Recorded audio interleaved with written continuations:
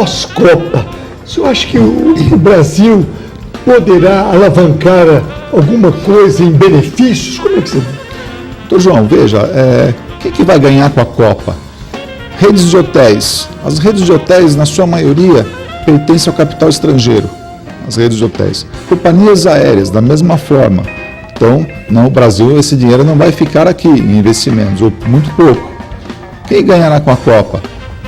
Restaurantes, bares, casas de espetáculo e taxistas. Porque nós temos um país que tem um transporte público deficiente, então o turista vai precisar do táxi para ir para o estádio, exceto do Itaquerão lá, que tem o trem lá, não sei como é que, eu não vi ainda lá como é que funciona isso, mas já sei que existe, né? Então eu acho que não vai, na proporção do investimento, nós não vamos ter esse retorno na proporção do investimento. E também acho que a longo prazo isso não vai acontecer. Se o turista tiver que vir ao Brasil, ele vem independente da Copa. Ele virá depois porque ele vai querer conhecer o Rio de Janeiro, que é uma das cidades mais bonitas do mundo, talvez a mais bonita do mundo. Ele vai querer conhecer São Paulo, ele vai querer conhecer o Rio Grande do Sul, vai querer reconhecer o Nordeste, que nós temos aí maravilhoso. Isso independe da Copa. Não acho que nós vamos ter um fomento para o turismo. Agora, falando-se da Copa, que nós estamos vivendo a Copa, havia uma preocupação da imprensa, de muitos brasileiros, de que pudesse acontecer algo assim estranho e que ia impressionar negativamente o Brasil. Mas parece que na organização, isso parece que está sendo bem feito. Como é que o senhor vê isso? De fato, até surpreendente. É importante ressaltar que o Brasil, nos últimos anos, teve uma perda, uma baixa de 3 mil homens da Polícia Federal, né? Então, quando você tem uma redução do contingente de policiais, especialmente federais, e você tem um aumento da população, um aumento da violência, então há uma preocupação, sem dúvida, com a segurança, né? Tomara que não aconteça nada, doutor João, tomara. Nós não sabemos ainda, não temos ainda o final da Copa. Tomara. Mas ainda bem que as coisas têm transcorrido relativamente bem e até hoje o trânsito mais ou menos razoável lá, para ser redundante até em São Paulo, não vi nada de anormal, nem parecia uma capital que está sediando uma Copa do Mundo. Agora, a gente acaba de sair da Copa, já vem aí as eleições impressionantes, porque são eleições majoritárias. Isso o povo agora tem que refletir, é um momento importante para o país também. Não tenha dúvida. Doutor João, aqui em Bragança, especialmente, acho importante, por ser uma TV regional, uma TV local, nós falarmos um pouquinho da nossa realidade aqui. Sim. Eu tenho conversado com diversos comerciantes aqui da cidade, o nosso ex-prefeito Jean, aqui presente, acabou de confirmar isso, uma redução significativa do comércio, da arrecadação do comércio, do volume de vendas.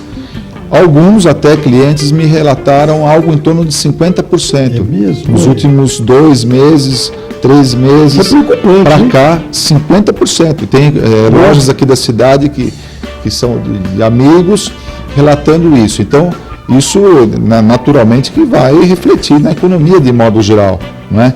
Agora, em Bragança existe um fator diferente, que é a festa do peão. A festa do peão, ela retira dinheiro da cidade. Então ela empobrece por 2, 3 meses a cidade, porque o dinheiro acaba indo para fora. Então talvez seja um reflexo da festa do Poço de Monta, não sei, mas que é preocupante sem sombra de dúvida. Uma redução, inclusive na indústria local, também da mesma ordem. Então eu fico bastante preocupado com isso, porque um dia como ontem, toda a cidade fechada a partir do meio-dia, toda, sem exceção, né? Então é um dia perdido que não vai se recuperar. Quem tem a indústria, quem tem o comércio, ele tem o custo operacional daquele dia, que ele vai ter que pagar. Sim, claro. Ele deixa de produzir e ele está pagando o funcionário parado. Então são 3 vezes o prejuízo dele, é multiplicado por 3. Né? Então, vamos imaginar, tem um cliente que tem uma empresa de pequeno porte, de pequeno para médio porte, para cada dia da Copa ele tem um prejuízo de R$20 mil. Sim, verdade. Então, isso é um absurdo, né? Parar o Brasil para assistir um jogo de futebol sem uma compensação, sem isso daí, e não tem como compensar. Hoje, até conversando lá em casa, que estou fazendo uma pequena reforma lá, o próprio engenheiro lá, o mestre de obra falou, olha, o pedreiro, o servente deu o horário, deu meio-dia e ele quer ir embora, e você vai pagar o dia dele todo. Ele quer assistir o jogo, ninguém segura isso aí. Então, nós da iniciativa privada vamos ter uma perda, sem sombra de dúvida, irreversível nesses dias de Copa. Agora, antes de terminar, a projeção do Brasil fora. A Copa, ela mostrou, ela foi uma vitrine para o mundo? Talvez. Nós vamos saber isso exatamente no final da Copa.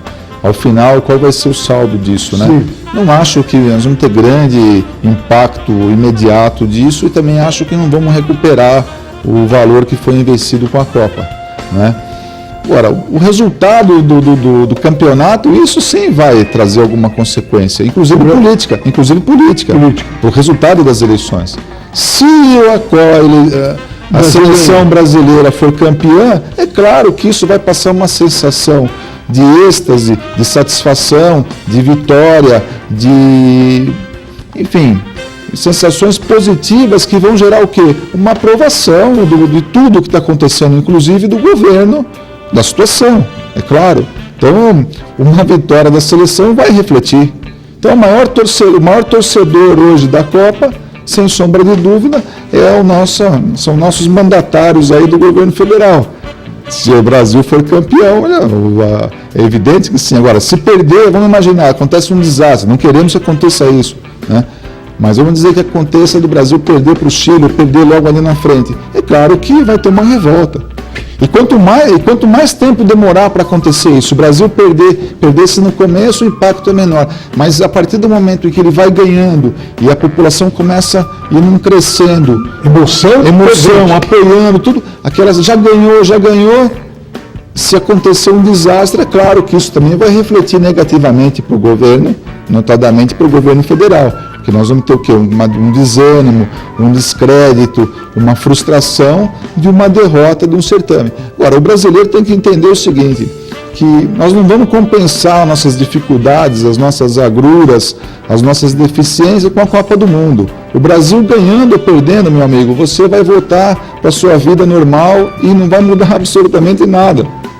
Nada. Então, tem que parar com esse negócio de achar que nós vamos compensar, nós vamos suprir as nossas deficiências, as nossas mazelas. Não é nada disso. Vamos colocar os pés no chão.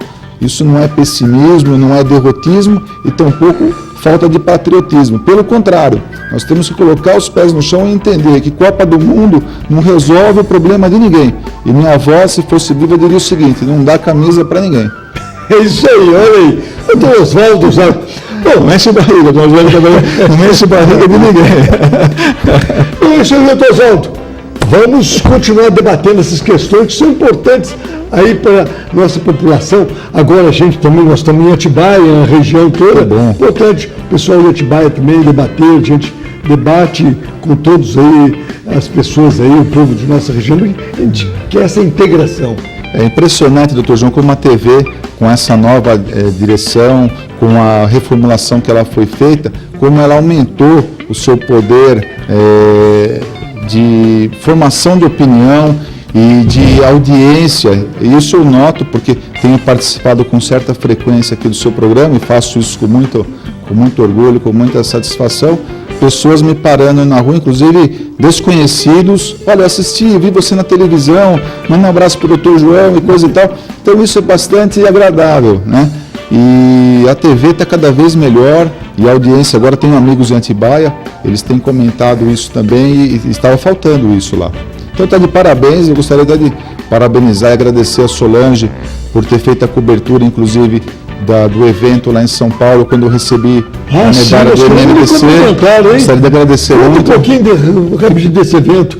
Então, no dia 23 de abril, que é a data, de 23 de maio, é a data em que deflagrou o movimento constitucionalista de 32, então é uma data muito importante para o Estado de São Paulo e para o Brasil. Instituiu-se a Associação de Ex-Combatentes de 32. Sim. E ela foi reconhecida pelo governo do Estado de São Paulo há uns 50 anos atrás. E todo ano o MMDC a Associação de Ex-Combatentes, concede 32 medalhas, o número alusivo à data, a Revolução de 32, concedem 32 medalhas. E esse ano eu tive a honra de receber uma delas, fui indicado pela maçonaria, porque eu sou assessor jurídico do Grande Oriente de São Paulo, e fui indicado pelos meus pares, juntamente com outro irmão lá, o Pedro Bueno, e recebi. Então, são medalhas de diversos setores da sociedade, do Exército, da Marinha, Aeronáutica, Polícia Civil, Polícia Militar, OAB, maçonaria, enfim, são várias instituições e cada uma delas faz uma indicação, eles fazem uma lista maior, nesse ano foi uma lista de 54 e tiraram 32 medalhas. E eu pude receber lá no Comando Geral da Polícia Militar de São Paulo, que é a minha cidade natal, diga-se de passagem, e foi um grande momento da minha vida, eu fiquei muito satisfeito e agradeço a TV Altiora de coração por ter feito a cobertura e ter divulgado isso aqui na TV. Eu fiquei bastante emocionado e quero agradecer a Solange e ao senhor Dr. João, do João Júnior, por essa gentileza de acompanhar esse momento importante. E talvez num próximo programa falar um pouquinho sobre isso, não sobre a medalha, mas falar sobre a importância da Revolução de 32, até para resgatar o nosso patriotismo, porque eu não consigo ver uma data mais importante, porque através da Revolução que teve início no estado paulista, no estado de São Paulo, nós conseguimos, na época, suplantar o governo Vargas e fazer com que ele editasse uma nova Constituição, que foi a Constituição de 34. Não fosse a Revolução de 32, talvez hoje o Brasil não fosse um Estado democrático de direito.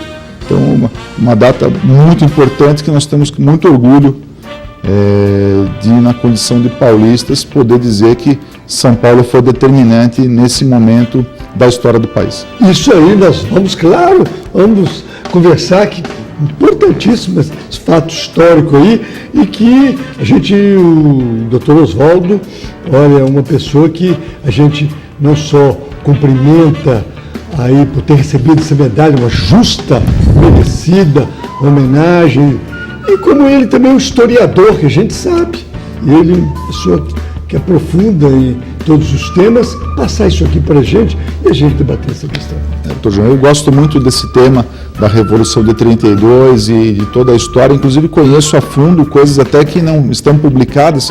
Nós tivemos a oportunidade de ouvir pessoas na época, como o nosso irmão lá, o Coronel Mendes, trouxe informações preciosíssimas que não estão contadas em livros, né? Sobre a Revolução de 32, detalhes inclusive de elementos hoje que estão na política, que atuavam, tinham militância pesada na época, envolvidos também no movimento, em aspectos positivos e negativos também do movimento. Então ele trouxe bastante informações, e outros mais, como o Coronel Ventura, que é o presidente do MMDC, nos brindou com informações preciosíssimas sobre 32. Eu gostaria até, eu pretendo um dia escrever até um livro sobre esse assunto, que para mim é apaixonante.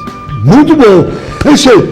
Nós agradecemos ao doutor Oswaldo, ele vai voltar, claro, ele é titular aqui do programa. Obrigado, doutor Oswaldo. Obrigado, doutor João. E nós vamos a um breve intervalo e voltamos mais algumas coisas aqui para a gente debater. Já, a gente volta.